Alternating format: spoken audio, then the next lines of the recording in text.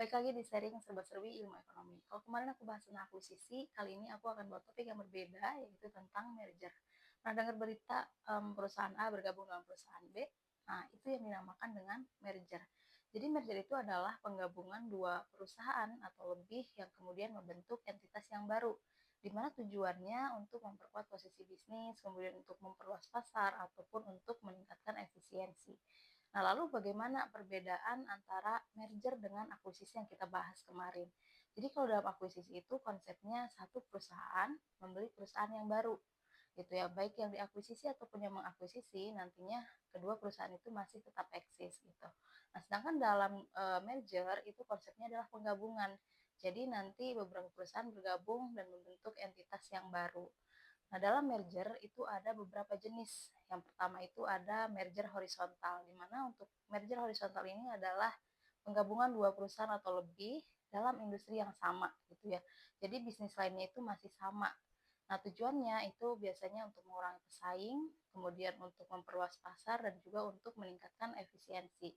Nah, kalau di Indonesia yang terkenal dengan merger horizontal itu ada merger Bank Syariah BUMN. Dulu kita kenal ada Bank Mandiri Syariah, kemudian ada Bank BRI Syariah, dan juga ada Bank BNI Syariah. Kemudian ketiga bank itu akhirnya merger menjadi yang kita kenal saat ini adalah Bank Syariah Indonesia atau BSI. Nah, kemudian yang kedua itu ada merger vertikal. Nah, kalau merger vertikal ini adalah penggabungan usaha yang dilakukan untuk perusahaan yang beroperasi pada rantai pasok yang berbeda, tetapi masih saling keterkaitan gitu. Jadi ini ada dalam tahapan rantai pasok yang berbeda. Misalnya perusahaan produsen itu merger dengan perusahaan distributor, tujuannya untuk efisiensi biaya gitu.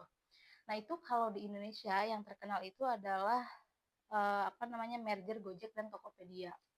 Jadi si Gojek dan Tokopedia ini itu mereka dalam ekosistem digital yang sama gitu. Tapi kalau kita lihat untuk Tokopedia ini adalah e-commerce, kemudian Gojek ini adalah layanan transportasi online gitu. Jadi kalau misalkan dilihat dari tahapannya, misalkan customer itu menyelesaikan pemesanan di e-commerce, kemudian terkait dengan pengiriman dan lain sebagainya itu dilakukan oleh Gojek.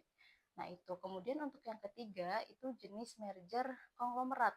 Jadi untuk merger konglomerat ini adalah penggabungan usaha yang dilakukan untuk perusahaan-perusahaan yang sama sekali berbeda gitu. Jadi dilakukannya itu untuk diversifikasi bisnis. Jadi ini untuk mengurangi risiko ketika salah satu sektor itu melemah gitu. Nah, itu contohnya kita bisa lihat di Disney dengan Pixar. Disney yang kita tahu adalah sebuah perusahaan perfilman atau taman hiburan, kemudian merger dengan Pixar. Pixar itu perusahaan animasi digital. Nah, ketika setelah merger antara Disney dengan Pixar, itu Disney punya kemampuan untuk animasi gitu ya. Jadi lebih lebih meluas jangkauannya untuk bisnisnya.